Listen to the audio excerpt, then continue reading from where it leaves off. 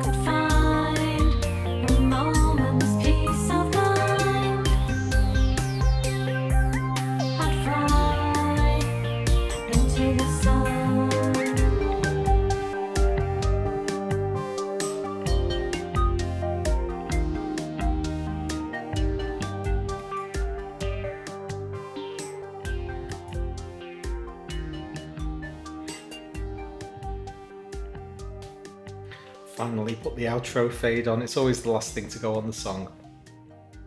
So I'm actually really happy with this one.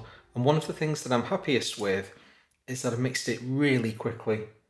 I've come to the conclusion recently, I discussed this in one of my Cubase fundamentals tutorials, that I've just been spending too long on the final mixing process, studying every minutiae and trying to make the thing perfect. And it's a little bit like grabbing water. The more you try, it just slips through your fingers. So I deliberately approached this one from the perspective of get it mixed as fast as you possibly can without cutting corners, without just not doing stuff because you can't be bothered. So the biggest challenge that I had was trying to get the kick and the bass sat together. They just fundamentally didn't. And one of the problems, you'll see this kick sub line, that was one of the problems. I'm going to bring it back in to show you what I'm talking about. It's a wonderful sound. That kind of early 80s King Crimson, really like thudding low sub. If I wanted to try to emulate a Chapman stick, I'd use this sound. I think it's a great sound. The problem is it's not a bass guitar. It's not a Chapman stick. I have a bass guitar, and when you put those two things together, all hell breaks loose. Now there's so much processing on this, I'm going to have to take most of it off. It turned out to be a bit noisy, so I put a denoiser on it. I'm just going to take all of that stuff off, and let's hear the bass as well.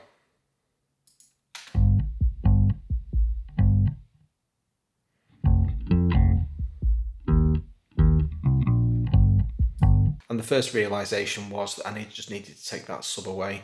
Even though it's a great sound in its own right, the moment you listen to it in the context of the overall piece of music with the bass included, there was just no room for it. So that had to go, which was very sad. And that cleans things up a lot. But you can still hear the situation's even worse than that actually, because I did take some of the high end away, all of this from the kick drum. When I let both of them go, they're just treading all over each other. So I basically set to work to try to split those two things up and get them working in harmony rather than treading over each other's toes. So the first thing was a load of EQ work, scoop at 100 hertz, take away a little bit from the kick of what the bass guitar was doing. So that's attacking it from that perspective. But the majority of the work went in on the bass guitar side, a savage ducking compression.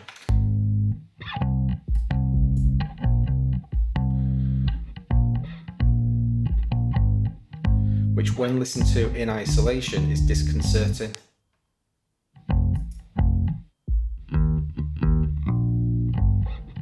You can hear the bass being, well, you can hear and see the bass being pulled back by what, pretty much 6 dB. The thing is though, in the context of the song, it actually works and it creates that separation that allows the two things to live side by side. Once it's been ducked, I then go about controlling the EQ, so I'm giving it boost at 100 and a pretty harsh cut to try to get it out of the way of the kick drum. Just scooping tons and tons of mid out and accentuating the plucks.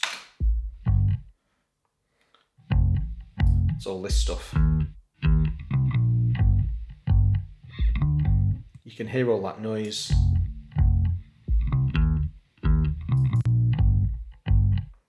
The denoiser is just taking that away. I had a problem actually getting the denoiser to do anything on the bass guitar because when I'd processed it, I basically chopped up all the bits that I wanted, and where it was silent, I'd scooped out the audio, so there's actual legitimate silence in between the notes, and so I had to find a bit where I hadn't pulled it, basically cut the audio clip away, where I had a little bit of silence, a little bit of noise that I could listen to. So I looped around one of these tiny areas where the noise was still dominant and let the denoiser just listen to that and figure out what to do with it. And then finally, a little bit of compression, just taming some of the bass transients, gentle compression. So I've just taken that kick sub back out, and now we can hear the entire drum kit and the bass with all of the effects back in.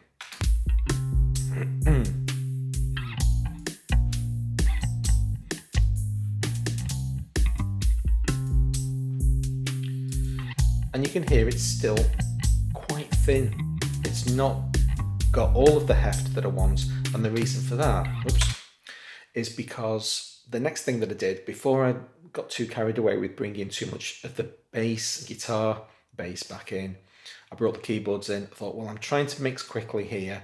I don't want to fall into the trap of being too careful about frequency separation when I've not introduced the keyboards, because they actually have some depth to them as well. And I want to retain some of that because it sounds great. So very quickly brought the keys back in. And now the bass guitar seems to sit just perfectly in the mix. I didn't have to mess with it anymore.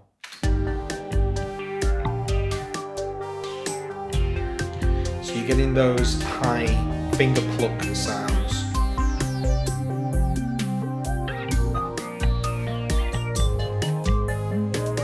And it's just sitting really comfortably in the mix, but together they worked really well, and my ears were just saying, right, don't mess with that, that sounds really good. And so just, okay, this is the situation where in previous mix attempts I might have gone down a rabbit hole and started sculpting. It sounds good, leave it the hell alone. That meant that when I brought the vocals back in, they had plenty of space to fill.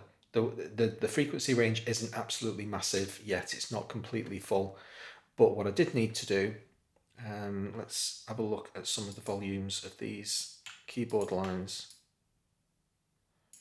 is each time the vocals come in, there's actually an overall cut on the keys master. See these little scoops? These two sections here, the troughs, are where the vocals live, so the entire keyboard line is just dipped a little bit. It's not a huge amount, but it's just enough to get it out of the way. An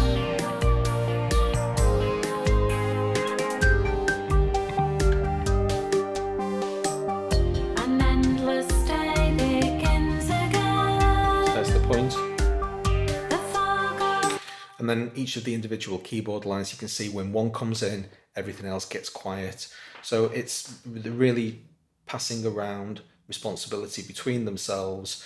When one of the keyboard lines disappears, when this one jumps out, the others can get a little bit louder and kind of fill that void again. And then right at the very end, I just did a little bit of volume riding on some of the drum lines just to bring a little bit more dynamicism, a word, yeah, into the drum line, just to make it not feel quite so static. Probably didn't spend more than 2 hours in total mixing the entire song, maybe a bit longer because getting that ducking working properly was a little bit onerous, but I'm really pleased. It's certainly the fastest I've ever mixed a song, and at the moment I'm really happy with it. Let's see what it sounds like in a week. Hope you enjoyed the series, hope you enjoyed this episode. If you did, please hit like, it does help me out with all the YouTube stuff. I'll see you for the next one. Thanks a lot.